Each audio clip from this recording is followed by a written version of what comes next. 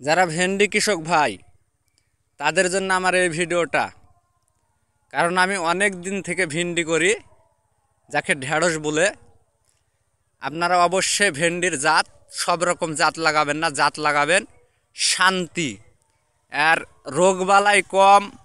ভেন্ডি যখন রোপণ করবেন বিঘাতে আপনারা টিএসপি দিবেন কাঠাতে 1 কেজি, আর দানাদার দিবেন 2 কেজি।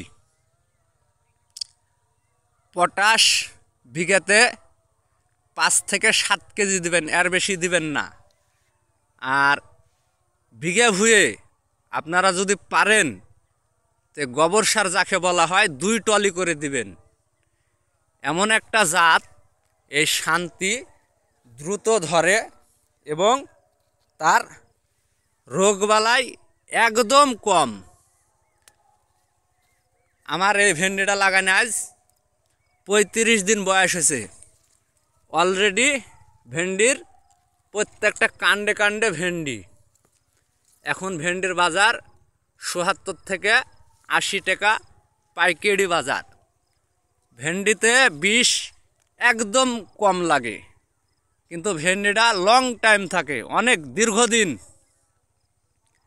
ভেন্ডি যদি আপনাদের কারো পছন্দ আসে তো অবশ্যই আপনারা হাবড়ি জাবড়ি বিষ ব্যবহার করবেন না, বিষ ব্যবহার করবেন পছরের নয়ন পাউডার।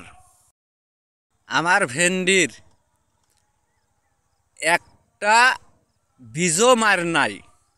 জাত অবশ্যই আপনারা শান্তি জাত লাগাবেন,